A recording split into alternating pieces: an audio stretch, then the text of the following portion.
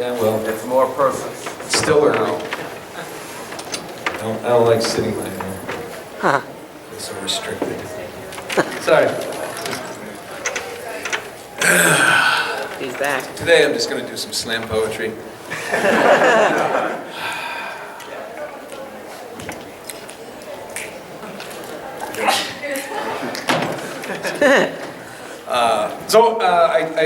Some of you may have been here yesterday, I don't know. Basically, I have nothing to say of any value.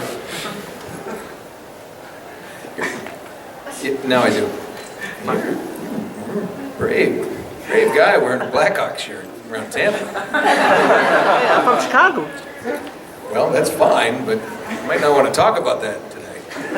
Oh, From what I understand, it's going to be Armageddon down here tonight. All right. Anyway, I really don't have any pre-planned speech. I don't like doing that. I think when we come to these kind of things, it's really nice. People may have questions, want to hear stories about anything that I've done, I'm going to do,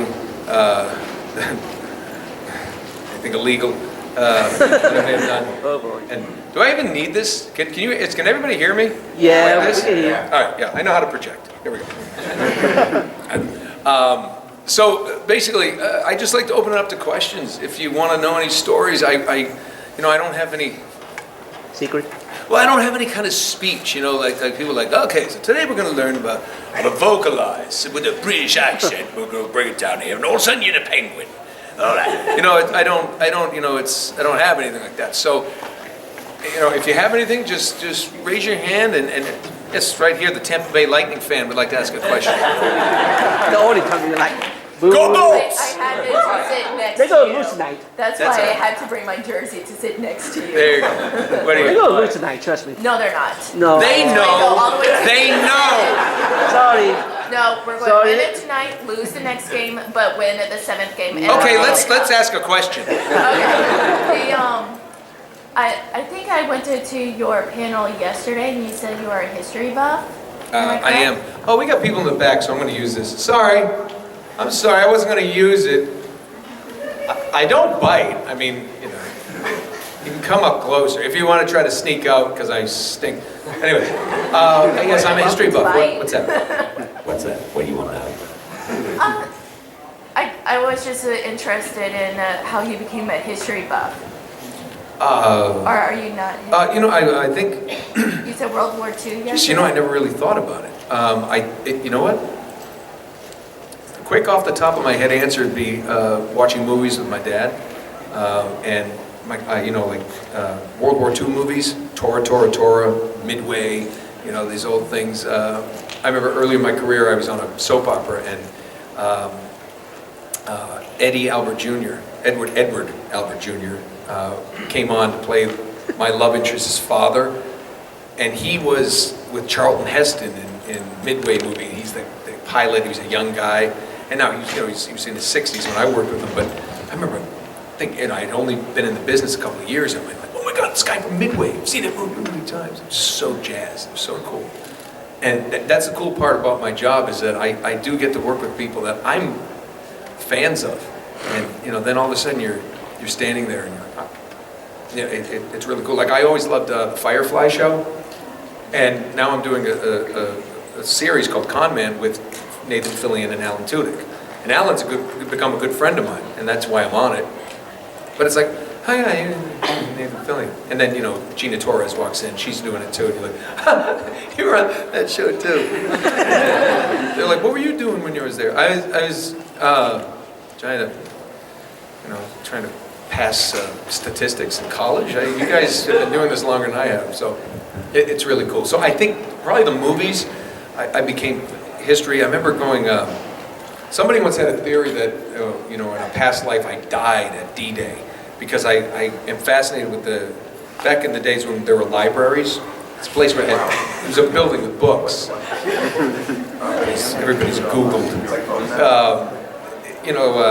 That's another funny story I'll tell you about. But the Time Life books and the pictures, it felt oddly familiar to me and all that stuff, and I just always was into that. In fact, one of my goals as an actor when I got out was just simple things like I wanted to do a World War II movie. I missed Band of Brothers. didn't get hired. Get shot with a squib, which is one of the exploding packets that makes you, and do a Western. And so far, in 20 years, I haven't done any of those. But I did Call of Duty 2. I was Sergeant Randall, and you charged Omaha Beach with me. I'm like, this way, frag out, let's go! And I was like, yeah, that's cool.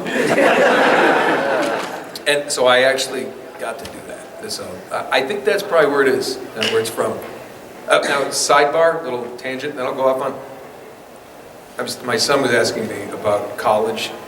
He says, well, you know, he's a younger one. He's like, do you have a lot of homework? And I'm like, well, yeah, but you have your own time. It's not a time frame. And, well, how's this working with this?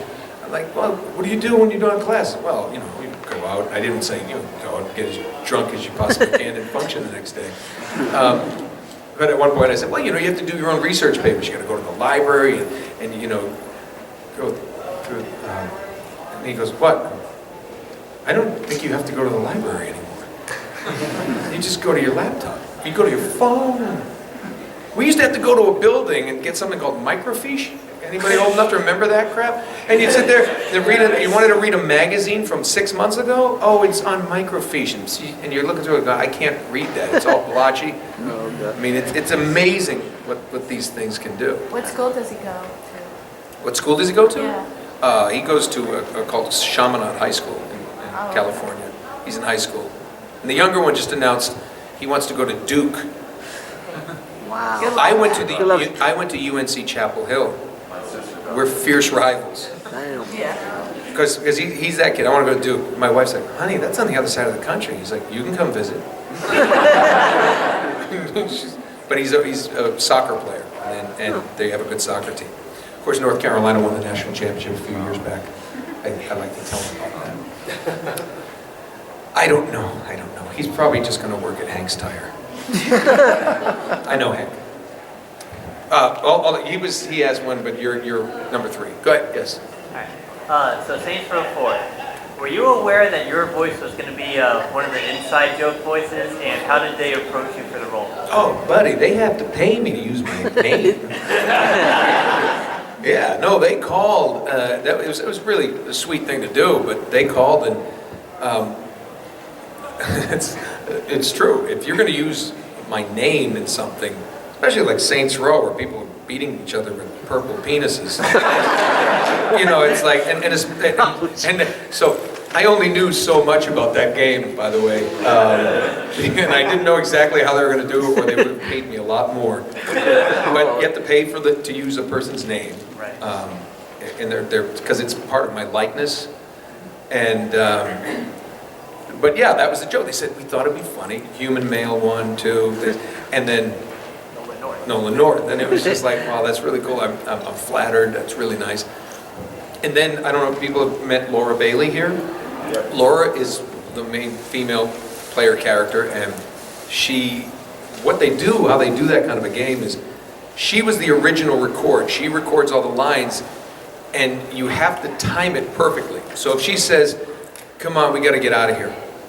I can't go, come on, we got to get out of here. I have to say, come on, we got to get out of here. The same way she says it. Every line. So what they'll do is they'll play her line, and then they'll go right into record, and I just repeat it in my voice. And then those lines came, I really love you. And I'm like, wait a minute, who am I talking to? They're like, oh, it's the main dude in the game.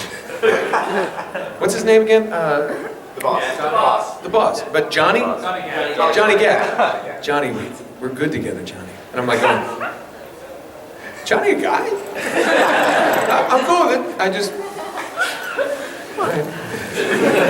What's he look like? Is he my type? But yeah, because it was funny, because I honestly, we got to that part in the game where I said that line. I went, Johnny, you know how much I love you. Hold on. What is this? Like, you already cashed the check. Say it. Okay. But it's fun. That game is so much fun. Which my kids have still not played. They don't want them to. Well, the 15-year-old, he would play. 12-year-old still thinks I'm cool. Damn, where did you do that? Hold on one second. I'll get to you there. Yes, right here. Can you just share some light while working with Valve software in terms of the voiceover work? With Valve? Great company.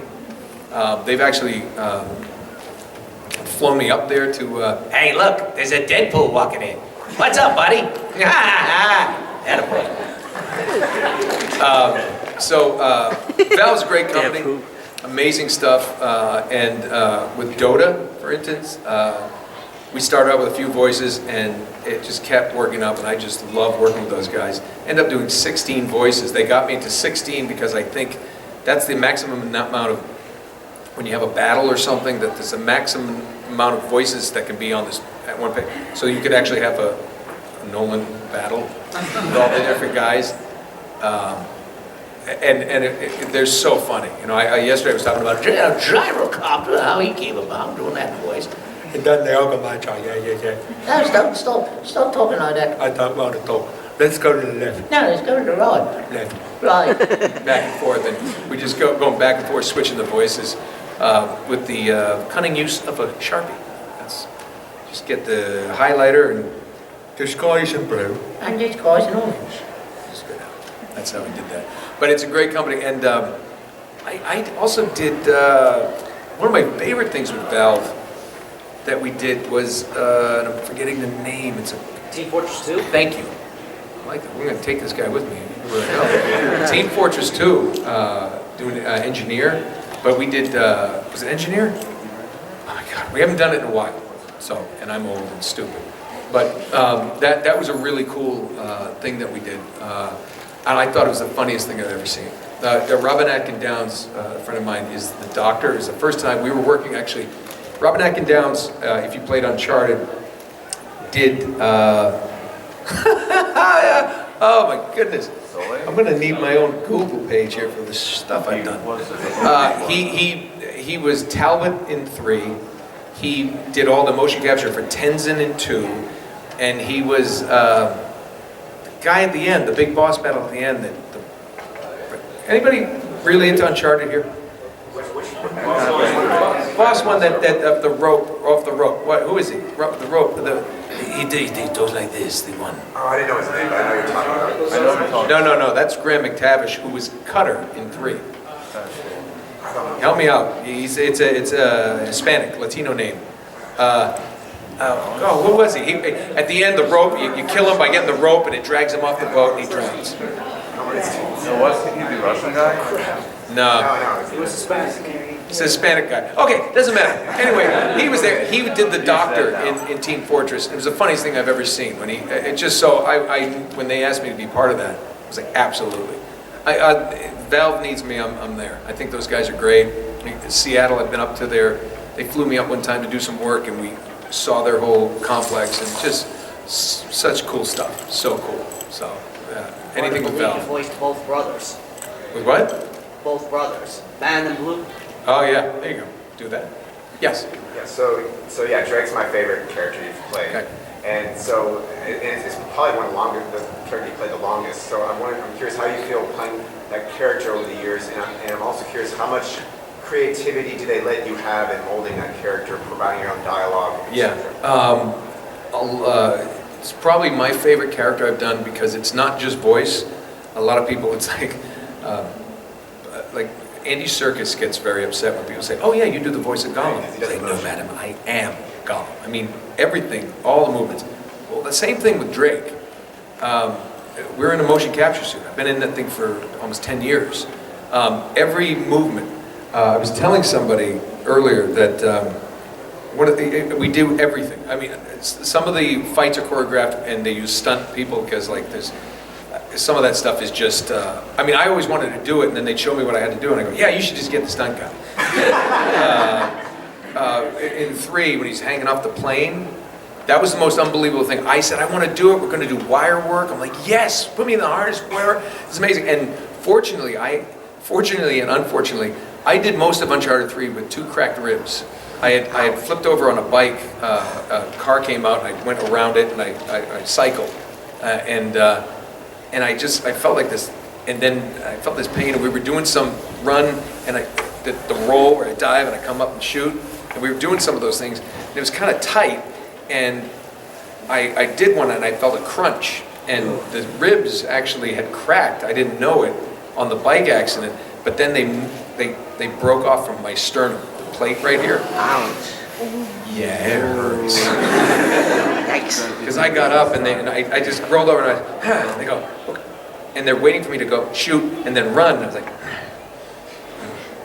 and they're like, you all right? And, No. you gotta run? I'm like, I can't run, we gotta stop. We gotta stop. We gotta stop for a second. And it was just, and it got stuck in like this, and they had to put me in a brace. But we were in the middle of like the crunch time to get it done. So I had to do a lot of that at the end of the brace, but then that's when they get people, I mean, it hurt bad. I remember one of the scenes where he's pushing that underwater, pushing that thing out, and we had to do it like, you know, like, which is funny because I actually held my breath for some reason. I don't know why I was stupid, but it just kind of, but what you do in those things, and why I love that so much, to get back to your question, is it's play. It's like you're a young kid, you know, you're how old are you guys, Deadpool and lady here? How old are you? 15. 15? Okay, 15? 8? Okay, I'm going to go back to 8. 8 and 15. When you're dressing up like Deadpool, you're playing with your friends, you're doing stuff, you're 8, it's just imagination, right? And actors sometimes tend to get so heady about things, and you've never seen a couple of 8-year-olds running playing pirates in the backyard. Like my kids, they're playing Pirates of the Caribbean, and they say, hey, you guys hungry? You want a sandwich? Yeah, Dad, I want peanut butter and jelly. Then they right back into it. They don't go, damn it, you broke my center. All right, everyone, Todd, Kyle, back to 0. Let's start this again. Dad, seriously, can we have 10? They don't do that. They jump in, they jump out. It's imagination. And that's what's great about motion capture. That work is, you know, we do have some really cool plastic guns and things we do. And one problem with the plastic gun is like there's, in the first couple games when like, I don't think so. And you have to go bang. You'd have to go bang. Or make a noise so the guy knew when to react. And we actually got airsoft pistols with no bullets in it, so you could actually shoot it. It makes that noise. Yeah, thank you, John. It's actually a lot of fun to do when people are eating lunch. Fire off 3. But that's the coolest thing. And I saw your eyebrows go up when you were like, oh, it does the motion capture? Yeah. Here's one thing that people don't understand. It's the hardest part. The cinematic scenes, right? That's obviously that's us. We're doing it's like Graham McTavish, who's on Outlander, and we're doing scenes as Cutter, and we're doing around a table, and there's nothing there except the table, and you can't use real paper; it makes too much noise. So use felt, pieces of felt, and things like that. Like this map, you know, open it up. 2 of my favorite things. Call it the human pocket. If I sit there and I have a gun, you know, like this, and you got to put it away, I'll just go like this, and there's somebody right behind me going, and they just reach up right here, and they grab the gun. So that's Drake putting it in the holster. Like when he's got the shotgun, all right, we got to get out of here. And this guy just walks up, and you watch the video, because they do video reference, and they're just usually going. And Drake puts the map away. Oh, that's where we're going to go. And he's just sitting there by your butt, just. And the only other thing, and I'm going to do this, is that people don't get, is all the movements from, okay, you're sitting there, the level starts, you probably recognize this more. All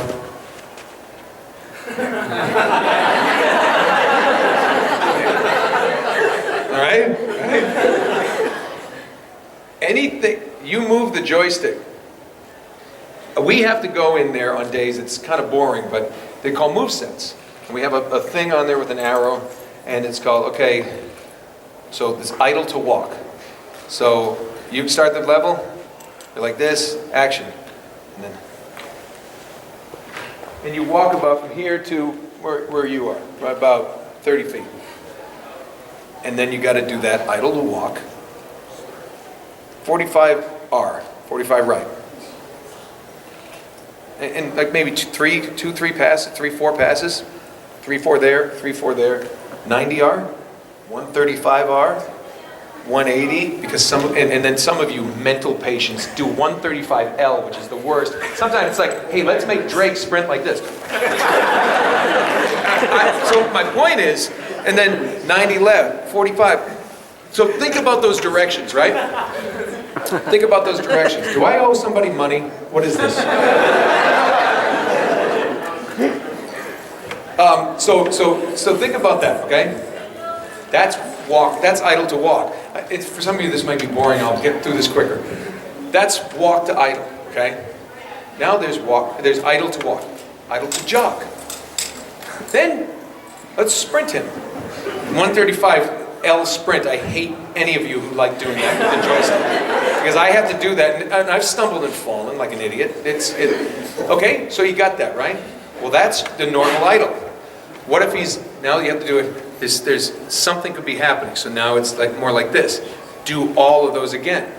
Now you're in stealth mode, and you actually have to walk like that. I actually do that crawl. Your legs and your quads are burning. Then, how about this? When you're under fire, doing that, putting your arms up, all those movements over and over again. We get all of those things. But the thing is if somebody else did it doesn't quite feel right. But those days are like literally that suit is just stinking and wet. So that's it. So next time you play, let's stay off 135. But now I know you're all going to do it because I didn't know. yeah, that's how it works. Yeah. Now we know. Did it make you go ahead and just look around all everywhere? Oh, you do all that stuff. Like then there's like. You're running, and then you have no idea. Like some of the run sets, and then you're exploring while you run, but you can't turn your shoulders too much. You got to kind of keep running forward. And he's just like looking. The little nuances, but I think that's what Naughty Dog did so well with that franchise is those little pieces. All that stuff really made it something special. And God, I just the liberty I do. Yeah, the liberty part. Yeah. The liberty about it. We obviously the cinematic stuff. It's so collaborative. It always has been very, very collaborative. You talk it out. We rehearse it all. Treat it just like if it were a film or a television show. We do it all. And what they do is, we call it chasing picture. One of the designers will play through the level, and they'll play through the level as they're still building it. They'll stop it, they'll walk over and look at pictures, they'll walk at things, they'll mess with something, then they run through a part. And I watch it, have my cup of coffee or something in the booth, and I just comment. Call it kind of panning for gold. I might say something brilliant, most of the time it's just like, whatever. Uncharted 3, you're in the chateau. You run by, and he runs by something, in the middle of that thing he runs by, I went, popcorn machine. And they love that. It stays in. It's like, popcorn machine. And if you walk over, if you do things, you'll interact with stuff that maybe you didn't. Go back and play those games. You walk over in a corner. There was one I remember, like Marco Polo in Uncharted 2. Oh, yeah. That was a complete. The designer had thrown him in the pool, and I was with Claudia Black was doing Chloe, and I went, hey, check it out, Marco. She goes, I'm not going to say it. You want to. Marco. Polo. Which I think gave it such character that in the middle of all this, because here's the way I looked at it. If I'm playing, if I were playing that game, that's what I'm thinking. So I always try to get into everybody, like my own head, which is like your head, like, you're playing that game, Marco. Oh my God, he said it! Because that's why I think Drake has been such a beloved character. Because he's like any of us. He didn't really ask for it. You'll never see Drake go, yeah, headshot. He doesn't want to do this. It's a game. We're going to shoot people. That's how it's a shooter. But it's one of those things where I think people have, what was the original thing? An ordinary man in extraordinary circumstances. Even in this next game, you'll see it's like, again, it's just, Pacino, remember? I'm trying to get out, they keep pulling me back in. It's like, and he keeps doing this kind of stuff. But he's somebody that we can all kind of relate to. He's not the best looking, biggest, right? He's the guy who just takes a beating, and it was one of the first characters, and this was something that, pat myself on the back. I said, we're going to do this. When he gets punched, or especially when he punches someone, I looked at him, I said, anybody ever punch anyone here? And they go, no. I said, yeah, I've been in bar fights. I almost broke my hand. I was a baseball player in college, and I got in a fight in a bar, stupid, 19, whatever. Why was I in a bar when I'm 19? And I hit someone, and I couldn't touch a. These 3 knuckles were, almost broken. I mean, they were so swollen.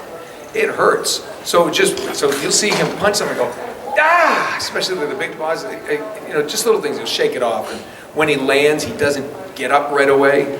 He falls from something high. He's like, oh God, he's like, yeah, and Sully's like, you all right, kid? I'm like, I'm all right. It's all right.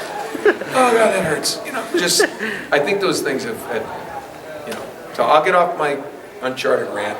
It's my favorite. It's something that changed my life, my career, and we'll always be grateful for it. And people always talk about the movie. It's like, yeah, I've made 4 of them. Go make your movie for Hollywood, whatever, And I don't want to be a Where's Waldo, like, here's your drink, Mr. Drake. I told him that. I said, I'm not interested in doing that, but let him do that. And if anybody has Deadpool question movie, Ryan Reynolds would kill it. He's a huge fan of Deadpool. I think he's going to do a great job at that. I mean, I was the first person to ever voice him. Who knows? Yeah. First off, that's regards for me and my brother, and secondly, how long have you been doing this type of career between acting, voice acting, all of your experiences? How long have you been doing this? Yeah, you know what? I just realized something today. Somebody said, "Do you like coming to Tampa?" And my brother and his family lived here. Anybody go to Gaither? My brother's the baseball coach at Gaither. He was the pitching coach at the University of Tampa, then at the University of South Florida, and took so much time away from his daughter, who went to Gaither and then USF, and his son, who was about to enter high school, that he just wanted to get out of the college ranks. He was actually going to go to Notre Dame, be the head coach, and decided to just step down and do some privates and stuff like that. And he's a school teacher, a PE teacher, and now the Gaither head coach. It was about. You can sit down. You can sit down. I want you to be comfortable.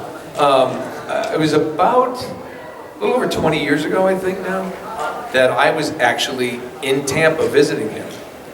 And I was a news reporter in New Jersey, New York. That's what I did after graduate school. That's what I did, and it was sucked. Just bad story. Newark teen shot, Jersey City house fire, and just some of the horrible things.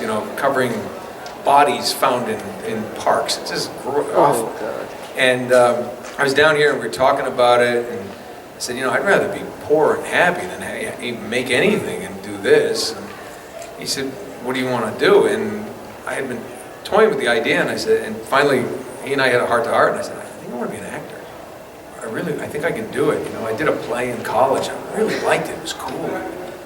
He said, yeah, man. He said, you've made the family laugh. He said, you can do impressions. I used to do impressions of my family my whole life, everybody. And he said, go try it. Who cares? And the big goal for me was always like, no plan B.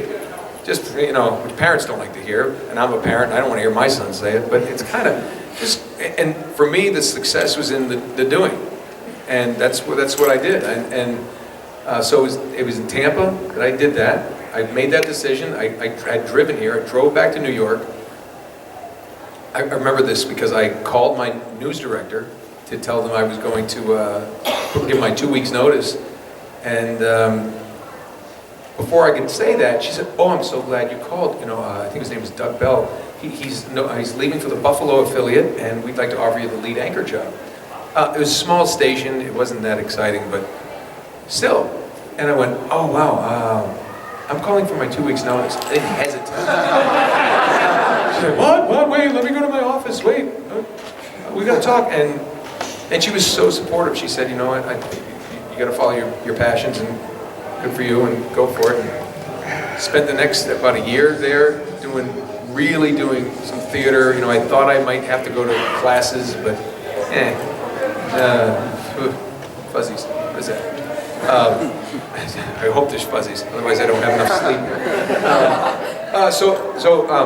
I'll try to blast through this.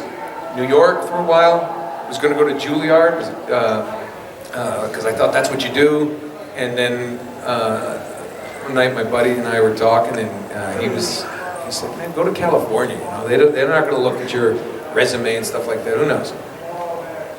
One-way ticket, September 1st, 95, 96, yeah, maybe, 95, I was about 24 when I made the decision to do it, and flew out one-way ticket with my golf clubs, a bag of clothes.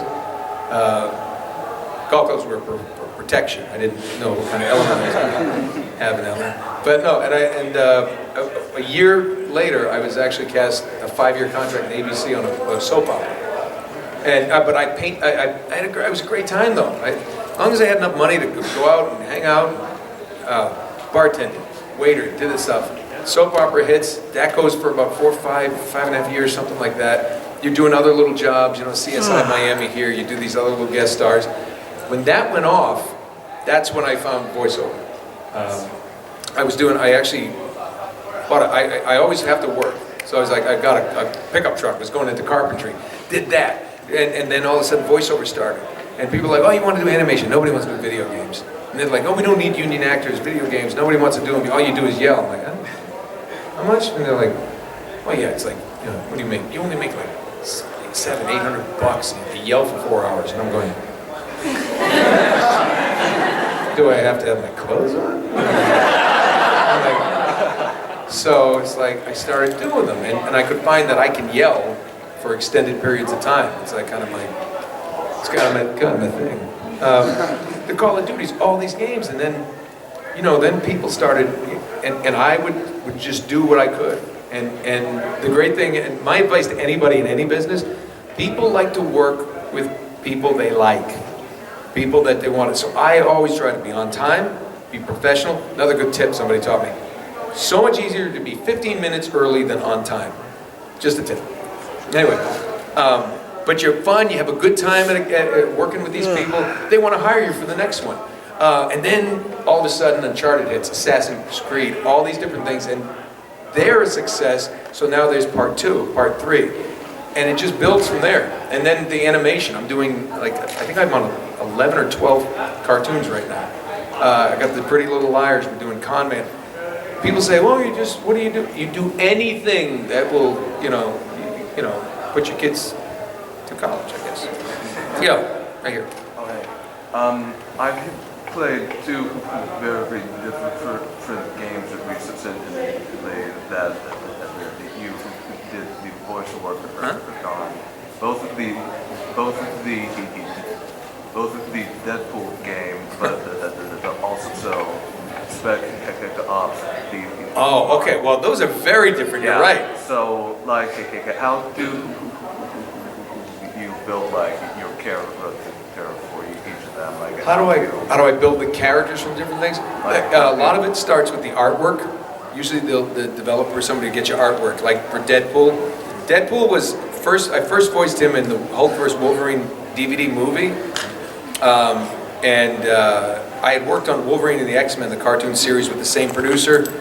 And so we just kind of came out, hey, you know, he's just kind of a wise ass kind of thing. And then the Deadpool game became different because it was just kind of that same guy. But then you also had to do this guy, and they wanted to do, and then the one who was really, you know, wanted to talk about movies and things, and this guy. So that I would bounce between, you know, this guy and this guy and this guy. So you just kind of, it's a little wacky. I mean, it's weird. Just like him. But yeah, exactly, and that's why it worked. And matter of fact, they gave me the option. They said, well, do you want to do all of this guy's lines? And then all of this guy's lines. And then it was so much better to literally bounce between the 3, because the more manic I sounded and was, the better the performance was going to be. So it was harder, but I think it was a better result. But now, Spec Ops. Can we just take a deep breath? That was 2 things about that. I love old school hip hop, all right? And one of the characters was Chris Reed from, you know, High Top Fade. He's Kid and Play. Yeah, that's Kid. It's Chris Reed. He's like, yo, Nolan, what's up, man? How you doing? I'm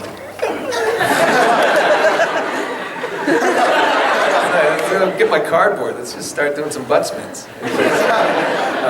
He's a good dude. He's just a great guy. And so we, again, from my point in the beginning, he was a guy who, somebody you admired, you're a fan of. Spec Ops was a psychological mind trip. That thing was, and the cool thing about that is we did that in stages. It was like, all right, this is where we're gonna go, guys. We got a mission. Get down there, downtown, let's go. And then as things got worse, his voice had to go. And by the end, when he's absolutely out of his mind. And it was just, that game was a cool game because it presented what a real soldier might experience. You have two choices. It's one of those games where you have choices if you haven't played it. And sometimes both of those choices are a bad result. Because it's just, and that's sometimes soldiers in the field. I mean, we don't know. And the guy who wrote it, his brother, has been over in the Middle East. He did time in Iraq and Afghanistan and built on his experiences, I guess, and some of his buddies, that sometimes you are faced with impossible choices. It was a cool game. I think that's one of those things that may not be a mainstream hit, but the only problem I ever had with that is you don't meet a lot of people who want to play that twice, because it's like, I mean, it's very hard. Joseph Conrad, Heart of Darkness kind of stuff. Yeah. It's not, and then, so you played that in Deadpool. Wow, you're as crazy as Deadpool. Yeah. That's crazy. I actually wrote a college paper on Spec Ops. You wrote a college paper on it? Yeah, 8 pages. Oh, well, you know. I guess I'm a fan, I'd say. Well, I hope you're a fan. Oh, one Absolute thing. Yeah. It used to say that some dialogue from Spec Ops. Spec Ops? You want Spec Ops dialogue? In Oh, that boy. voice. Oh, I don't remember that one very well. I do have a quote here. All right. I may be a fan of the game. Spec Ops? Oh boy. Spec Ops, like at the end? Jesus, I don't even remember this stuff. I don't remember it. What, do you have a line? Yeah.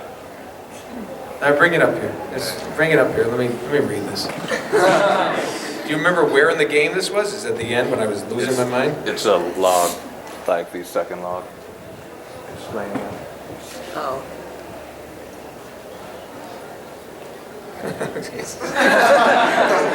I'll say some of this because we've got kids in the audience. Oh yeah. We should. I don't want to say being a soldier is a way of life, because honestly, that's the kind of bullshit recruiters sling at high school kids. There is something to it. You got to understand, being a soldier isn't like having a job. It's just one gear in a much larger machine. It's not a way of life, it's how we're built. We're just not wired for the day-to-day civilian world.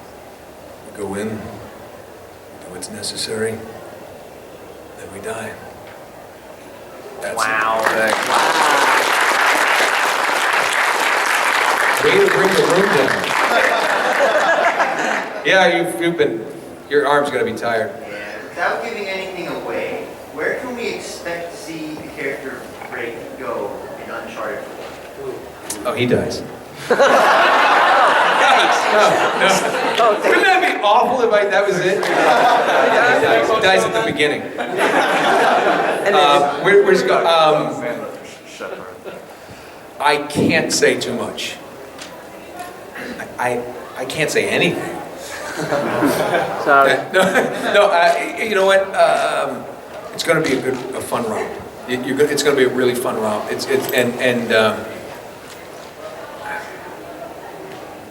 It won't leave you with as many questions as The Sopranos did. Yeah. Oh. But who would you want to work with, like the star besides their age, just based on those chemistry and that Oh boy. Well, I mean, everybody's unbelievably talented. So many great people. That's really hard to answer. There's so many people. There's not somebody I wouldn't want to really work with again. I will say this: I got to do an episode of Haven, which is a show on Sci-Fi that Emily Rose, who plays Elena, is the star of. And they wrote an episode that where basically the town, it's kind of a Twilight Zone type show. the town, everybody falls into this mysterious sleep, except her and my character. So the whole thing is the two of us trying to find out, and the writers were fans of Uncharted and our chemistry that we have, and they put all kind of, and he's also one of the writers is a North Carolina grad like myself, so he would put UNC quotes in it. Like we're trying to, I have complete amnesia, so we're trying to figure out who I am. We finally find out through where I lived, and I'm like, oh look, I'm a doctor of doctors. She goes, Will Brady, professor of PhD archaeology, and that's a nod to like Indiana Jones and all that stuff. And throughout, if you watch that episode, it was called Last Goodbyes. And that was the episode, I think Netflix maybe, all that kind of stuff. And Uncharted fans will go, oh yeah, that's taking it later in real life. It's so cool. They were walking around. And my favorite part of the whole show was I got a shirt that said, I'm not the droid you're looking for. That is sweet. It's really cool. So, to work with her in a heartbeat. Yeah. Yes, back there. The interaction between yourself and Deadpool in the I got a 15-year-old and 8-year-old in here, and I can't say my favorite line. But it's basically, yeah, you Nolan. Yeah, where I basically tell myself, what a jerk I am. To me, I'm actually on a phone with Deadpool. Just talking to him. It's like, Nolan, hey, it's Deadpool. Why don't you do my video game? Who is this? Deadpool, Listen, I got a great game. High Moon's going to do it. It's going to be a lot of fun. Yeah, listen, you have to call my agent. Oh, is that right? Just call the agent. I thought I'd call you. It'd be fine. Yeah, just maybe you should call my agent. Okay, well, F you. And I mean, it's one of my favorite lines in the whole thing. That was crazy. That should have been a better game. That poor studio, High Moon, got their budget slashed in the middle of it. Layoffs. And that's why the game is shorter. There should have been more levels. We did the best we could with it. But it's what's great is fans, you guys have just come out in droves for that game, and how much, just because there's nothing else like it, let's face it. And it's basically like, well, what is this game about? You just murder things and laugh. It's a game for psychopaths, so I'm glad you enjoyed it. Oh, yes, sir. Yeah. Thank you for doing that game. I was like, anyone else doing that game? That's because I'm schizophrenic, crazy. Did you ever consider, back in time when Devil May Cry was actually did you ever maybe consider volunteering your talents to that series? To what series? Devil May Cry series. Dante. Oh, Oh boy. let me explain something about the business Uh-oh. that you and my mother don't seem to understand. I don't just go, hey, I want to do your series. Oh, shit, how much can we give you? There is an audition process. There are things that I would love to have done that. I did the first God of War. It was Hades and God of War. And I've never been in another God of War game. I'm like, yeah, I did an okay job. But I've never been back. And yeah, would I ever, when you say, would you ever consider, it's like, yes.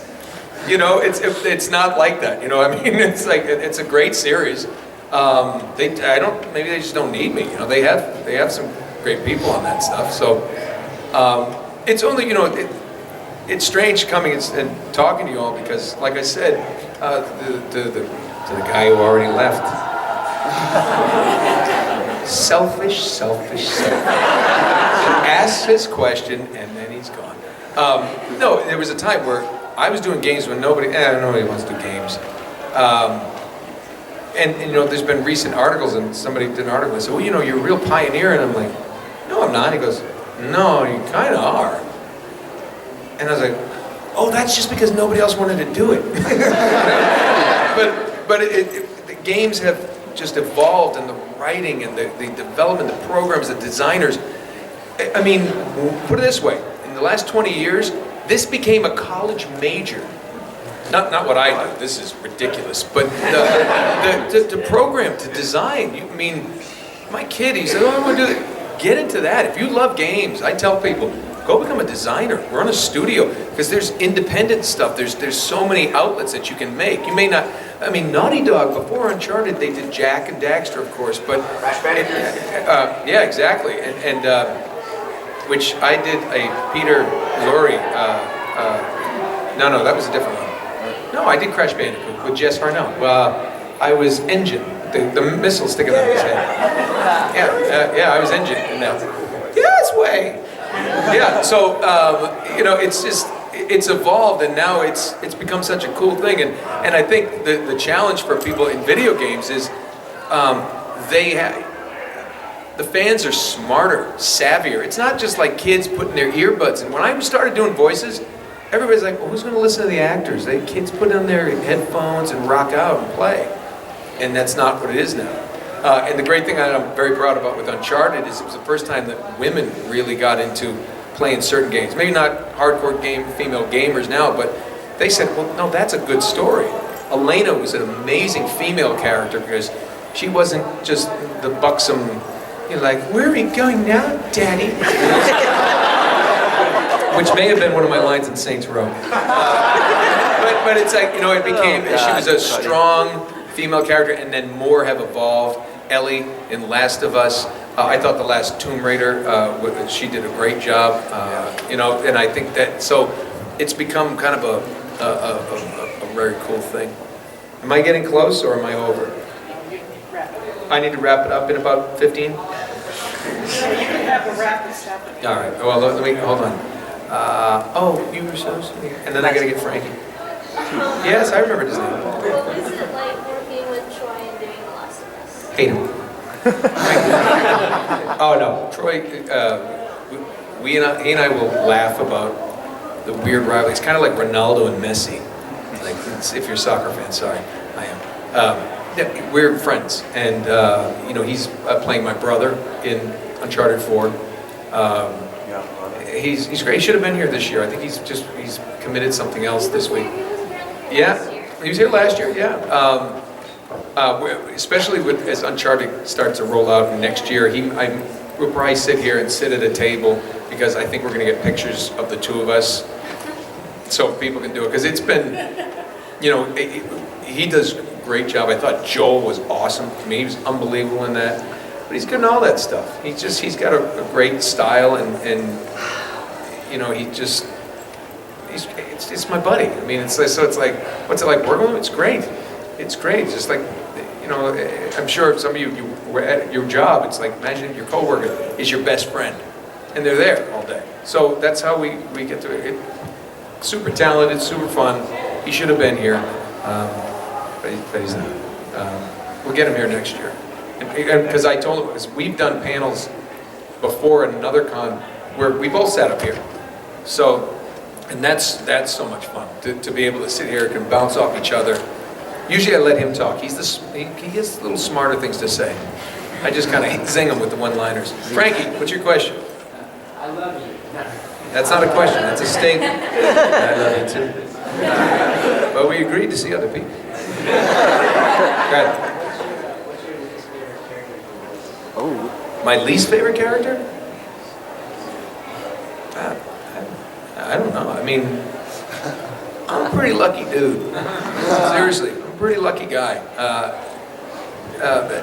Least favorite characters would probably be ones that are vocally strenuous that you do for a long time. I've only lost my voice once in sessions. It was early. It was Call of Duty 2, actually. And because I did, not Sergeant Randall. No, I wouldn't let those Yanks down.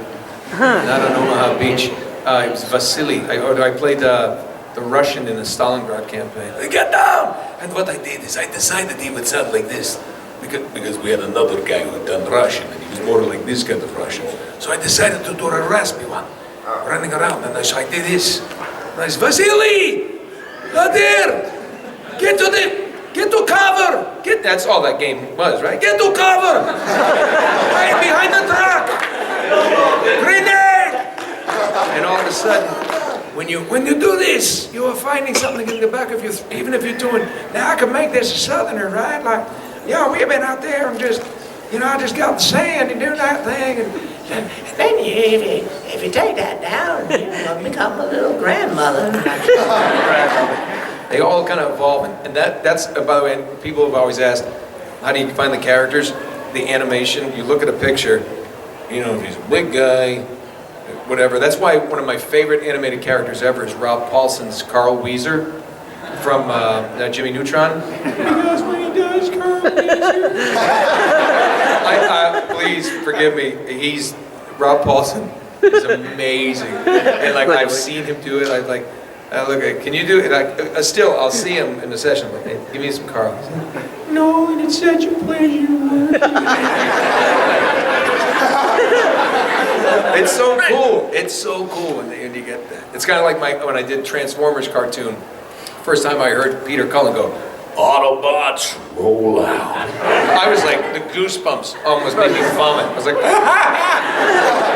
Peter Cullen, ladies and gentlemen. Optimus Prime. That'd be cool, doing Smokescreen. To actually say that, I love Transformers. It's just like, Optimus, how are we gonna stop Megatron? Smokescreen.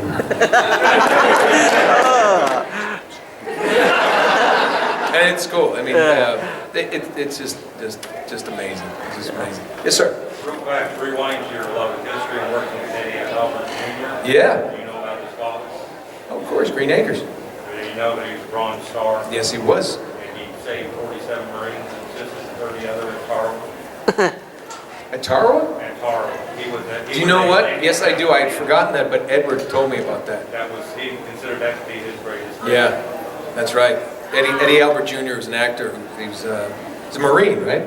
He was Navy. He was in the Navy. He was a landing craft commander. Well, then because if he was in the Army, the Marines wouldn't let him save him. But yeah, that's amazing. Yeah, no, he was an actor, most famously for Green Acres TV show. She's gonna slap me, so let me get you. One more. You forgot already. One of your more unconventional roles. How did you feel about voicing the Prince of Persia? Oh, Prince of Persia. Yes. Wow. Yeah, they should. I love you, Nolan! I love you too.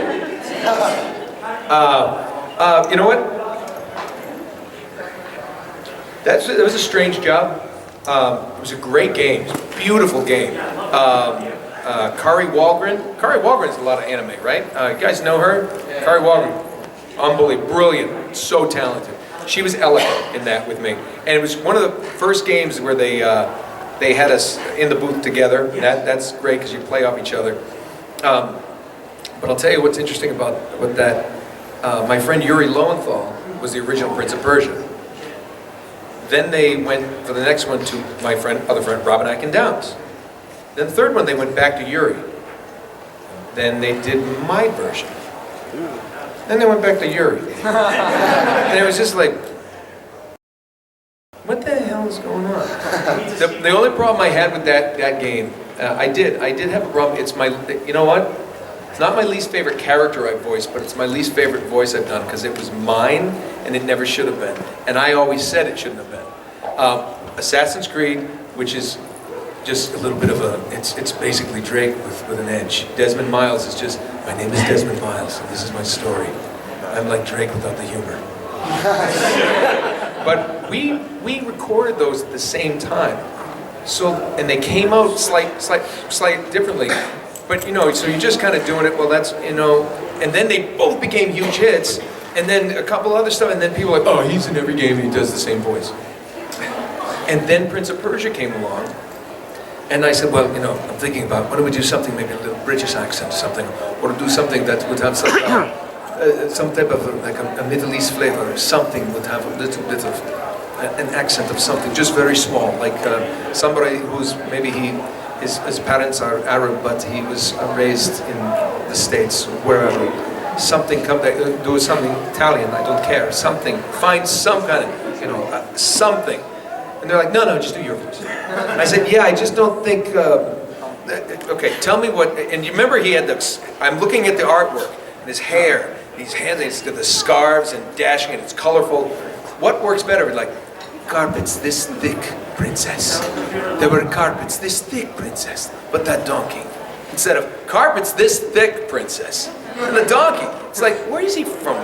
Iowa?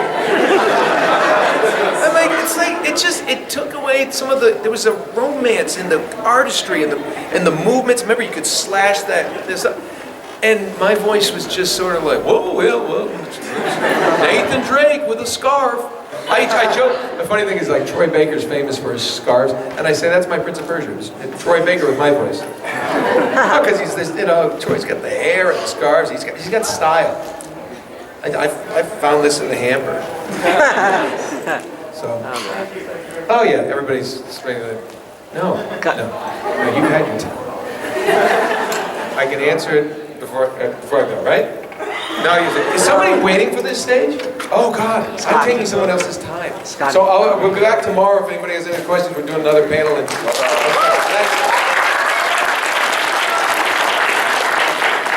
after me?